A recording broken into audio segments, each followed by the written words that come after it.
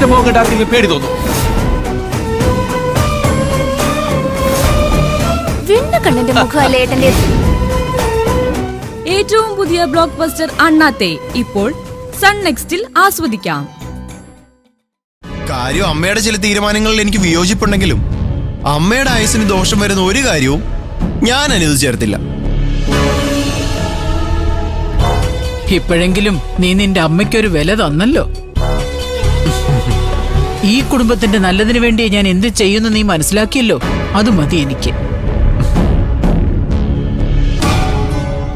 വന്നു കയറിയവളെന്നും വന്നു കയറിയവള് തന്നെയാടാ.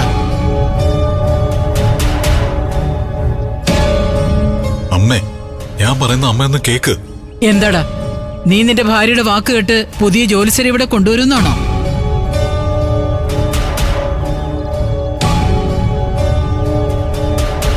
എങ്കിലത് നടക്കില്ല. അങ്ങനെ ആരെങ്കിലും ഇവിടെ കയറി വന്നാ ആ നിമിഷം ഞാൻ ഇവിടെ നിന്ന് ഇറങ്ങും.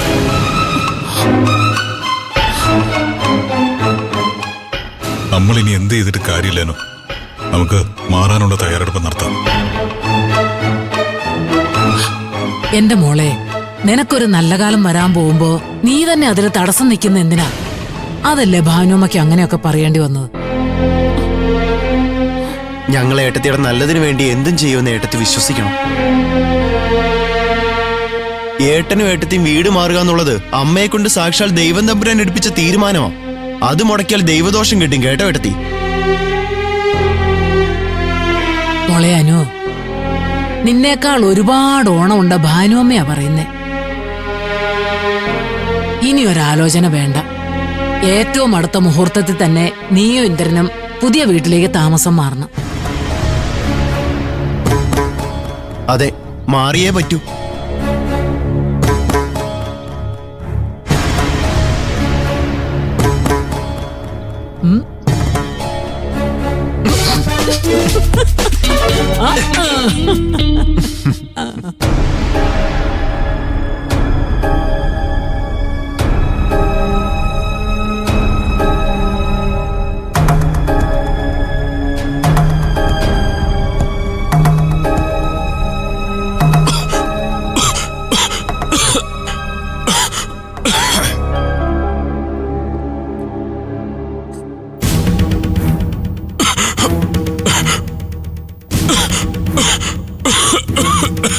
ശരു, കുറച്ച് വെള്ളം ഇങ്ങോട്ട് എടുത്തേ.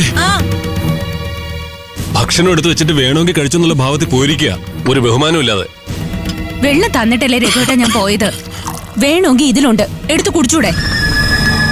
ആഹാരം തൊണ്ടേ കുടുങ്ങി ഞാൻ എന്ത് ചെയ്യും? ഒരാൾക്ക് ഭക്ഷണം കൊടുത്താ അത് കഴിച്ചു കഴിയുന്നവരൊന്നും ശ്രദ്ധിച്ചൂടെ? അതൊക്കെ അമ്പിളി ചേച്ചിയുടെ കടമയാ.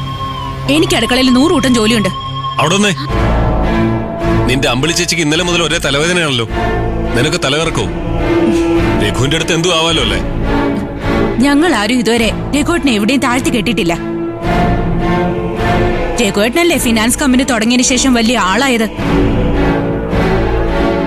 ഇന്ന് വെള്ളം തന്നില്ലെന്ന് പരാതി, നാളെ ഇവിടുത്തെ ഭക്ഷണം കൊള്ളില്ലെന്ന് രഘുവേട്ടൻ പറയും. ബിരിയാണിയും മദ്യവും ഐസ്ക്രീമും ഒക്കെ ഒരേ ടേബിൾ വെച്ച് കഴിക്കുന്നതാണല്ലോ രഘുവേട്ടൻ ഇപ്പോഴത്തെ സ്റ്റൈല്. ചീരു, നീ മനസ്സിൽ എന്തൊക്കെയോ വെച്ച് ഒരുമാതിരി മുള്ളു വെച്ച് വർത്താനം എന്നോട് പറഞ്ഞോണ്ടല്ലോ. ഞാൻ പറഞ്ഞേക്കാം, എന്തെങ്കിലും എന്നോട് പറയാനുണ്ടെങ്കിലേ അത് മുഖത്ത് നോക്കി വെട്ടി തുറന്ന് പറയണം. ഞാൻ പറഞ്ഞത് എന്താന്ന് രഘുവേട്ടന് മനസ്സിലായല്ലോ. അതുകൊണ്ടല്ലേ രഘുവേട്ടന് ഇത്രയും ചൂടാവുന്നേ? എനിക്കൊരു പുണ്ണാക്കം മനസ്സിലായിട്ടില്ല. ഇതേ വാക്ക് നിന്റെ ചേച്ചി ഇന്നലെ തൊട്ട് പുലമ്പുന്നുണ്ട്. എന്താന്ന് ചോദിക്കുമ്പോ വായിൽ അമ്പഴങ്ങ. ഇങ്ങനെയാണെങ്കിൽ ഞാൻ ഇനി ഇവിടെ നിന്ന് കഴിക്കുന്നില്ല, പോരെ? ഇതായിരിക്കും രഘുവേട്ടൻ അവസാനം പറയാൻ പോകുന്നതെന്ന് എനിക്കറിയായിരുന്നു. ഇവിടുത്തെ ഭക്ഷണം ബഹിഷ്കരിച്ചാലല്ലേ അവിടെ ഇരുന്ന് സ്വതന്ത്രമായി കഴിക്കാൻ പറ്റൂ. അവിടെ ഇരുന്നോ? എന്തൊക്കെയാ ചിരു നീ പറയുന്നേ? വെറുതെ ഓരോന്ന് പറഞ്ഞ് മനുഷ്യനെ ഭ്രാന്ത് പിടിപ്പിക്കരുത്. ഭ്രാന്ത് പിടിക്കാൻ പോകുന്നത് നിങ്ങൾക്കല്ല, ഞങ്ങളുടെ വലിയച്ചിക്ക. നിങ്ങൾ കാരണം. ഇന്നലെ പാവം എന്റെ ചേച്ചി കഷ്ടപ്പെട്ട് ഓരോന്നും ഉണ്ടാക്കി ഭർത്താവിന് ഊണും കൊണ്ട് വന്നിരുന്നു നിങ്ങളുടെ ഫൈനാൻസ് കമ്പനിയില്.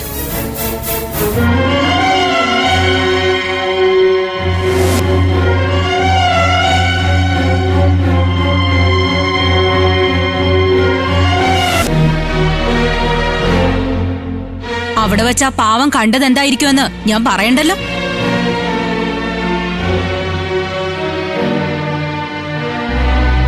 നാണുണ്ടോ രഘുവേട്ടന് ജീവിക്കാൻ വേണ്ടി ഒരു സ്ഥാപനം തുടങ്ങിയിട്ട്? അവിടുത്തെ ലേഡി സ്റ്റാഫിനൊപ്പം. ചീരു നിർത്ത്. രഘുവേട്ടനോട് ഇങ്ങനെയൊക്കെ സംസാരിക്കാൻ നീ ആരാടി? എന്റെ ഭർത്താവിനോട് സംസാരിക്കാനേ എനിക്കറിയാം. നിന്നെ ആരെങ്കിലും അതിന് ചുമതലപ്പെടുത്തിയോ? ഇതൊക്കെ ചോദിക്കേണ്ട സമയത്ത് ചോദിക്കണം ചേച്ചി, അല്ലെങ്കിൽ എപ്പോ കൈവിട്ടു പോയിന്ന് നോക്കിയാ മതി. മതി. എന്റെ സങ്കടം ഞാൻ നിന്നോട് പറയാൻ പാടില്ലായിരുന്നു. തെറ്റെന്റേതാ. എന്നോട് എന്തിനാ ചിരു നീ ഇങ്ങനെയൊക്കെ ചെയ്യുന്നേ? രഘുവേട്ട, ഇവള് പറയുന്നതൊന്നും രഘുവേട്ടൻ കാര്യാക്കണ്ട. നമുക്കിത് പിന്നീട് സംസാരിക്കാം. രഘുവേട്ടൻ ഇപ്പൊ പോയിക്കോ. നീ ഇനി എന്നോടൊന്നും പറയണ്ട. പറയാനുള്ളതൊക്കെ എല്ലാരോടും പറഞ്ഞ് നാറ്റിച്ചില്ലേ? നീ സ്നേഹമുള്ളവളായിരുന്നെങ്കിലേ എന്റെ ഭാഗത്ത് തെറ്റ് കണ്ട അത് നീ എന്നോട് പറയണമായിരുന്നു, അല്ലാതെ പാടി നടക്കുമല്ലേ വേണ്ടത്. രഘുവേട്ട,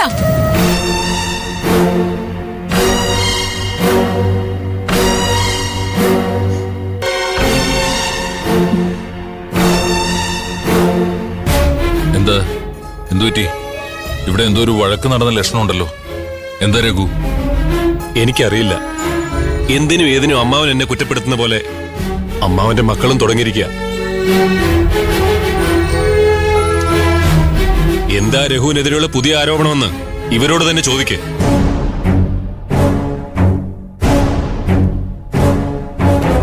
എന്താ അമ്പിളി, എന്തൊക്കെയാ ഇവൻ പറയുന്നത്? അത് അച്ഛാ ഒന്നുമില്ല അച്ഛാ. രഘുവേട്ടൻ ബ്രേക്ക്ഫാസ്റ്റ് കഴിക്കുമ്പോ ചേച്ചി തലവേദനിച്ചിട്ട് കിടക്കുമായിരുന്നു. അതിന്റെ പേരിൽ രഘുവേട്ടൻ ചേച്ചി കുറ്റപ്പെടുത്തിയപ്പോ എനിക്കിഷ്ടപ്പെട്ടില്ല. രഘുവേട്ടൻ ഫൈനാൻസ് കമ്പനി തുടങ്ങിയ ശേഷം ആളാകെ മാറിയെന്ന മട്ടില് ഞാൻ കുറെ പറഞ്ഞു. അതിന്റെ ദേഷ്യമാ രഘുവേട്ടൻ അച്ഛന്റെ മുന്നിൽ കാണിച്ചത്. വേറെ പ്രശ്നമൊന്നുമില്ല അച്ഛാ. അതെ അച്ഛാ, രഘുവേട്ടൻ ഇപ്പൊ എന്തിനും മൂക്കത്ത് ചുണ്ടിയാണല്ലോ. അതിനെ അങ്ങനെ കണ്ടാ മതി.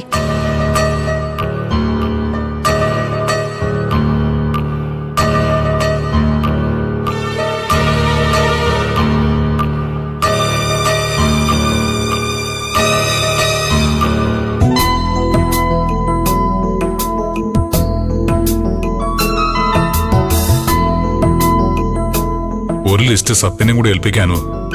ഇതെല്ലാം കൂടെ നമുക്ക് വാങ്ങിച്ചോണ്ട് പോകാൻ പറ്റുമെന്ന് തോന്നുന്നില്ല. വീട് ക്ലീൻ ചെയ്യാൻ അവനെ വിജയൻ ചേട്ടനെ അല്ലേ ഏൽപ്പിച്ചിരിക്കുന്നേ. പിന്നെ അവർക്ക് എവിടുന്ന് എന്തിട്ട സമയം? അവൻ പോകുന്ന വഴിക്ക് പറ്റാവുന്ന സാധനങ്ങൾ വാങ്ങിച്ചോണ്ട് പോവാലോ. എന്തായാലും ക്ലീനിങ്ങിന് ആവശ്യമുള്ള സാധനങ്ങൾ അവർക്ക് വേണമല്ലോ. ശരിയാ. അപ്പോ അത് അവരെ ഏൽപ്പിക്കാം. പാത്രങ്ങളുടെ കാര്യമൊക്കെ എങ്ങനെയാ എന്തേട്ടാ? അമ്മ വീട്ടിൽ നിന്ന് എന്തൊക്കെ എടുക്കാവെന്നാ പറഞ്ഞേ? എനിക്ക് തോന്നുന്നത് നമുക്ക് രണ്ടുപേർക്കും ആവശ്യമായ മുഴുവൻ പാത്രങ്ങളും വീട്ടിൽ നിന്ന് എടുക്കാൻ പറ്റുമെന്നാ. ഒട്ടും ഉപയോഗിക്കാത്ത തന്നെ അവിടെ ഉണ്ടെന്നാ അമ്മ പറഞ്ഞത്. അപ്പോ അതെന്തൊക്കെയാണെന്ന് നോക്കിയിട്ട് ബാക്കി വേണ്ടത് എന്താന്ന് വെച്ചാ ലാസ്റ്റ് വാങ്ങിക്കാം. ആ പിന്നെ കിച്ചണിലേക്ക് വേണ്ട ഉപ്പ് തൊട്ട് കർപ്പൂരം വരെയുള്ള സാധനങ്ങൾ അതിന്റെ ലിസ്റ്റ് പ്രത്യേകം തയ്യാറാക്കണം. അതാ ഞാൻ ആദ്യം എഴുതിയത്. എല്ലാം കഴിഞ്ഞ് എല്ലാരും അങ്ങ് പോവും. അവസാനം അടുക്കളയിൽ എന്തെങ്കിലും ഇല്ലാതായ എനിക്ക് ഓടാൻ വയ്യ. പരിചയമില്ലാത്ത സ്ഥലമാ. അതുകൊണ്ട് ആ ലിസ്റ്റ് പെർഫെക്റ്റാ.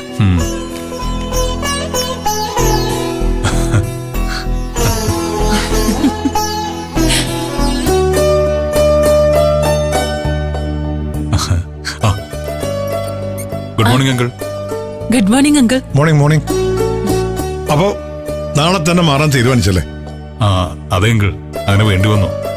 രണ്ടാളും ഇരിക്കേ. ഒരുക്കങ്ങളൊക്കെ ഉടൻ വരെയായി. ഒരു വീട് മാറ്റം എന്ന് പറയണത് അത്ര നിസ്സാര കാര്യമല്ല. ആ അതിന്റെ ടെൻഷൻ ഞങ്ങൾ അനുഭവിച്ചു തുടങ്ങി അങ്കിൾ. 1 മണിക്കൂറായി ഞങ്ങൾ ഇവിടെ ഇരുന്ന് ലിസ്റ്റ് തയ്യാറാക്കിക്കൊണ്ടിരിക്കാം. ഇനി ഇതെല്ലാം എപ്പോ പർച്ചേസ് ചെയ്ത് തീരുമെന്നാ? ലിസ്റ്റ് തയ്യാറായി കഴിഞ്ഞാൽ അതൊക്കെ കളക്ട് ചെയ്ത് അവിടെ എത്തിക്കാനുള്ള ഏർപ്പാട് നമുക്ക് ഉണ്ടാക്കാം.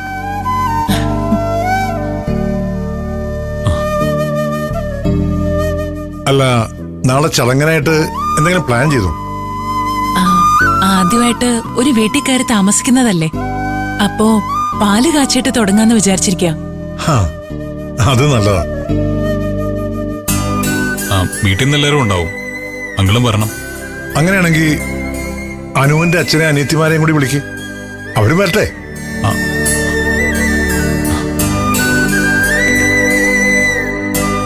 ഇങ്ങനെയൊക്കെയുള്ള ദിവസങ്ങളിലല്ലേ എല്ലാവർക്കും കാണാനും ഒത്തുകൂടാനും ഒക്കെ പറ്റുന്നത്. പിന്നെ നിങ്ങൾ താമസിക്കുന്ന സ്ഥലം അവരും കൂടി കണ്ടിരിക്കണമല്ലോ.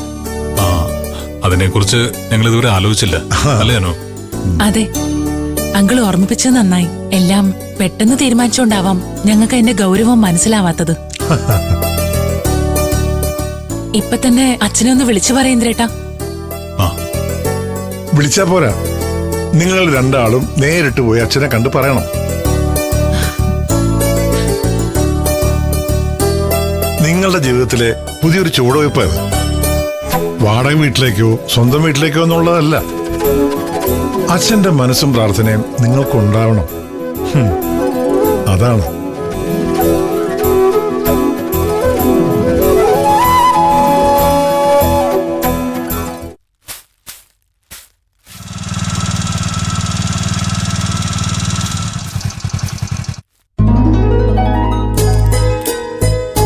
അയ്യോ, ഇതാരാ?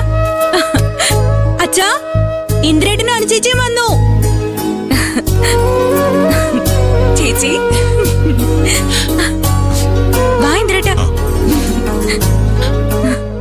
മോളെ, അച്ഛാ, എന്താ രണ്ടാളും കൂടി പെട്ടെന്ന്? അച്ഛാ, അച്ഛന് അസുഖമൊന്നുമില്ലല്ലോ? ഇല്ല മോളെ, അച്ഛനിപ്പോ കുഴപ്പമൊന്നുമില്ല. മോളെ സുഖാണോ? ഇന്ദിര ഇരിക്കെ.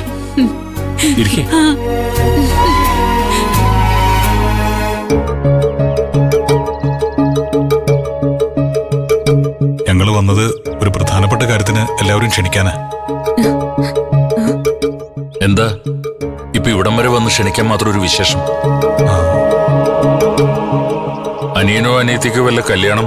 ഏയ്, അതൊന്നുമല്ല. ഞാനും അനുവും എന്റെ വീട്ടിൽ നിന്ന് താമസം മാറുക. പറ്റിയൊരു വാടക വീട് റെഡിയായിട്ടുണ്ട്. നാളെ തന്നെ ഞങ്ങൾ അവിടെ താമസം തുടങ്ങും. എന്താ പെട്ടെന്ന് ഇങ്ങനൊരു തീരുമാനം? വീട്ടിൽ എന്തെങ്കിലും പ്രശ്നം? അങ്ങനെ പ്രശ്നങ്ങളുണ്ടായിട്ടൊന്നുമല്ല, ഒരു മാറ്റം ആവശ്യമായി വന്നു. ഇന്ദിരന്റെ അമ്മ അതിന് സമ്മതിച്ചു? അമ്മയാ ഇങ്ങനൊരു ആവശ്യം മുന്നോട്ട് വെച്ചത്. ഇപ്പൊ താമസിക്കുന്ന വീട്ടില് എന്തൊക്കെയോ ദോഷങ്ങളുണ്ടത്രേ. അവിടെ ഇനി നിന്ന എന്റെ തൊഴിലിനെയും ജനിക്കാൻ പോകുന്ന കുഞ്ഞിനെയൊക്കെ ദോഷകരമായിട്ട് ബാധിക്കുമെന്ന് ഏതൊരു ജ്യോത്സ്യം പറഞ്ഞെന്ന്. ഞങ്ങൾക്ക് മാറണമെന്നൊന്നും ഉണ്ടായിരുന്നില്ല. അമ്മ വീണ്ടും വീണ്ടും നിർബന്ധിച്ചോണ്ടാ പെട്ടെന്നിങ്ങനെ. അല്ലേ അനു? അതെ അച്ഛാ, അമ്മയ്ക്ക് ഈ ജോത്സ്യത്തിലൊക്കെ വലിയ വിശ്വാസമാ. അമ്മയുടെ ഉള്ളിൽ അങ്ങനെ ഒരു ഭയം ഉള്ളപ്പോ ഞങ്ങൾ അനുസരിക്കാതിരിക്കുന്ന എങ്ങനെയാ? ഇന്ദിരന്റെ അമ്മ ഇന്ദിരനോട് അവിടുന്ന് മാറി താമസിക്കാൻ പറഞ്ഞെങ്കിൽ അത് അവരുടെ മനസ്സിൽ ഉറച്ചുപോയ എന്തെങ്കിലും വിശ്വാസത്തിന്റെ പുറത്ത് തന്നെ ആവണം.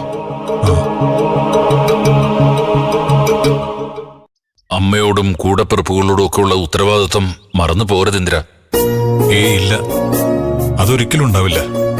രണ്ട് വീടും രണ്ടടുപ്പും രണ്ട് ചെലവും. ഭാരം കുറയ്ക്കുകയല്ല, കൂട്ടുകയാ. കണക്ക് കൂട്ടലുകളോടെ മുന്നോട്ട് പോയാൽ കുഴപ്പമൊന്നുമില്ല. നാളെ രാവിലെ 7 മണിക്കാണ് പാലുകാച്ച്. അച്ഛനും എല്ലാവരും വരണം. അതൊക്കെ വേണോ ഇന്ദ്ര? തൽക്കാലത്തേക്കുള്ളൊരു മാറ്റമല്ലേ? സ്ഥിരതാമസത്തിനൊന്നും പോകുന്നതല്ലല്ലോ നിങ്ങള്. എന്നാലും ആദ്യമായിട്ട് മറ്റൊരു വീട്ടിൽ ഞങ്ങൾ താമസിക്കാൻ പോവല്ലേ അച്ഛാ? എല്ലാവരും വരണമെന്നാ എന്റെ ആഗ്രഹം. ഞാൻ എന്തായാലും വേറൊരു ദിവസം വരും. നാളെ ക്ഷേത്രം ട്രസ്റ്റിന്റെ ഒരു ജനറൽ ബോഡി ഉണ്ട്. ഞാൻ അതിന്റെ പ്രസിഡന്റ് ആയതുകൊണ്ട് പങ്കെടുക്കാതിരിക്കാൻ പറ്റില്ല. എന്നാ ബാക്കി എല്ലാവരും വരട്ടെ. അമ്പിളി, രഘുവിനോടും പറയണം. പറയാം.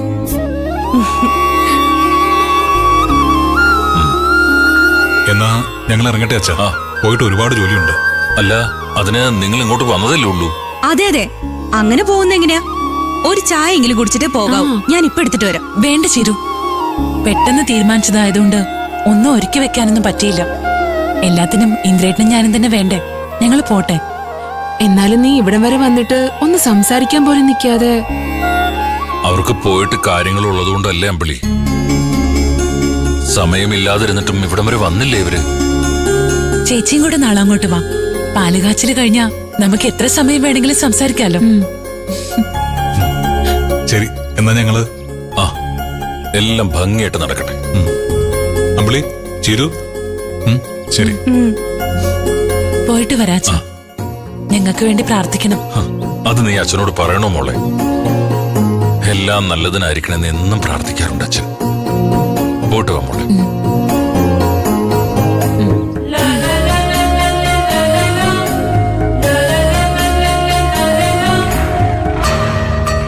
ഒരു കണക്കിന് ഇവരാ വീട്ടിൽ നിന്ന് മാറുന്നതാ നല്ലത്. അനുവിന് ആ സ്ത്രീയുടെ പീഡനം സഹിക്കാതെ ജീവിക്കാലോ, അല്ലേ അച്ഛാ? എന്റെ അഭിപ്രായം നേരെ മറിച്ച. അവിടുത്തെ ബുദ്ധിമുട്ടുകളൊക്കെ അനുമോള് അതിജീവിക്കാൻ പഠിച്ച സ്ഥിതിക്ക് അവിടെ തന്നെ തുടരുന്നതായിരുന്നു അവൾക്ക് നല്ലത്. 2 തോണിയിൽ കാലുവച്ചുള്ള യാത്രയായിരിക്കും ഇനി ഇന്ദ്രന്റേത്. ബാലൻസ് തെറ്റാതെ പോയാൽ കൊള്ളാം.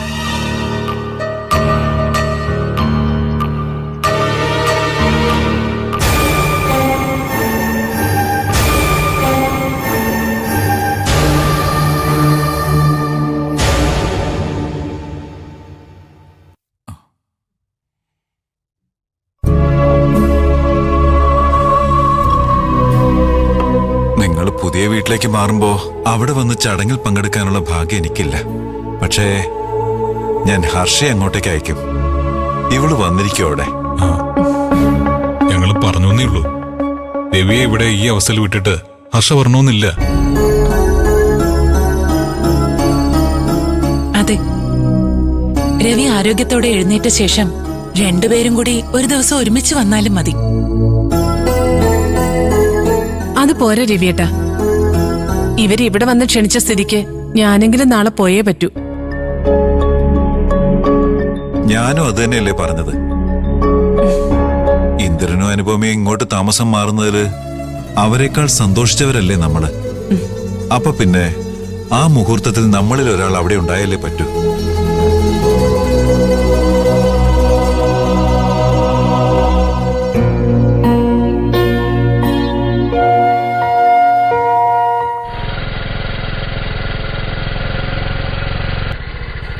എന്താടാ? ഒരു കോൾ ഉണ്ടോ? ഹലോ, പറ. അങ്ങനാണോ? എന്നിട്ട്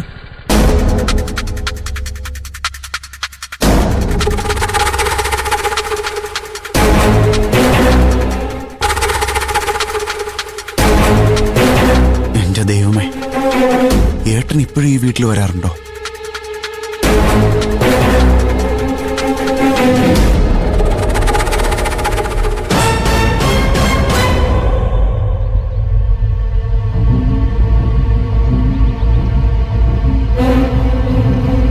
ഏട്ടത്തി അവള് കയ്യിലെടുത്തല്ലോ.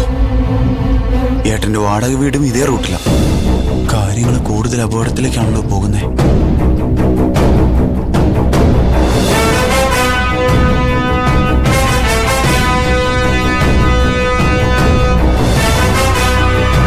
എന്നാ ശരി, പോടാ.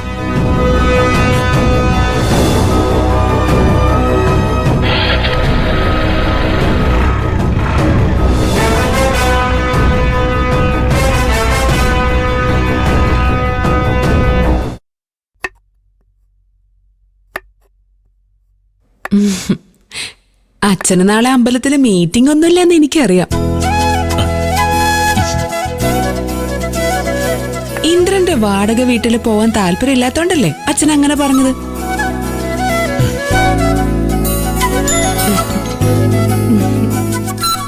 അമ്മാവൻ അങ്ങനെ പറഞ്ഞെങ്കിൽ എന്റെ വക ഒരു തംസം.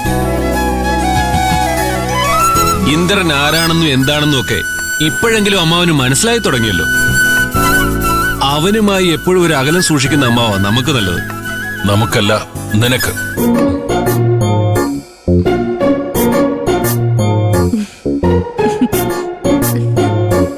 ഞാൻ ഇന്ദ്രനെയും നിന്നെയും ഒക്കെ വേണ്ടതുപോലെ മനസ്സിലാക്കി വെച്ചിട്ടുണ്ട്. അതിന്റെ ഒന്നും പേരിൽ എന്റെ മക്കളുടെ സന്തോഷം കെടുത്താൻ ഞാൻ ഉദ്ദേശിക്കുന്നില്ല.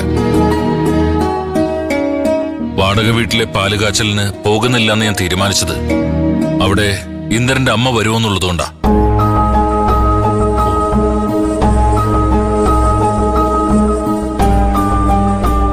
അവരെന്നെ കണ്ടാൽ എന്തെങ്കിലും കുത്തുവാക്കുകളൊക്കെ പറഞ്ഞ് എന്നെ ദേഷ്യം പിടിപ്പിക്കും. പഴയതുപോലെ അവരെന്ത് പറഞ്ഞാലും കേട്ടു നിൽക്കാനുള്ള ആ ക്ഷമയൊന്നും ഇപ്പൊ എനിക്കില്ല. പിന്നെ ഏതോ അന്ധവിശ്വാസത്തിന് പുറത്ത് ഇന്ദ്രനെ അനുവിനെ അവർ മാറ്റി താമസിപ്പിക്കുന്നുണ്ടെങ്കിലും സ്വന്തം മകനെ കെട്ടിയിട്ട് ആ ചരട് ആ സ്ത്രീ വിട്ടുകളയാൻ പോകുന്നില്ല. അതുകൊണ്ട് തന്നെ നമ്മൾ ആരും അങ്ങോട്ട് അടുക്കാതിരിക്കാൻ അവർ പ്രത്യേകം ശ്രദ്ധിക്കുകയും ചെയ്യും. അതച്ഛൻ പറഞ്ഞത് ശരിയാ രഘുവേട്ട. നമ്മൾ ഒരിക്കലാ വീട്ടിൽ പോയപ്പോഴും ഇന്ദ്രന്റെ അമ്മയല്ലേ ഓരോ അപവാദം പറഞ്ഞ് വഴക്കുണ്ടാക്കിയത്.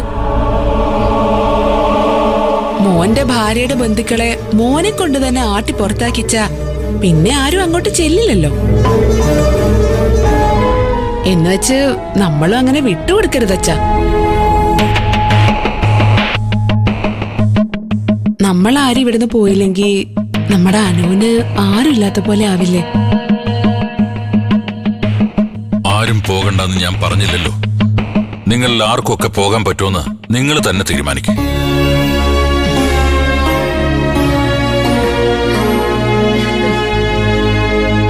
ഇന്ദ്രൻ എന്നെ നേരിട്ട് വിളിക്കാത്ത സ്ഥിതിക്ക് ഞാൻ എന്തായാലും പോവില്ല. രഘുവേട്ടനെ പ്രത്യേകം ക്ഷണിക്കുന്നതായി ഇന്ദ്രൻ വന്നപ്പോ എന്നോട് പറഞ്ഞതാ. രഘുവേട്ടൻ പോകുന്നില്ലെങ്കിൽ പോണ്ട, ഞാൻ പറഞ്ഞോന്നേ ഉള്ളൂ. ഞാൻ മാത്രമല്ല, നീയും പോകുന്നില്ല. നമുക്കിനി ആരുടെ മുമ്പിലും അങ്ങനെ താന്നു കൊടുക്കേണ്ട ആവശ്യമൊന്നുമില്ല.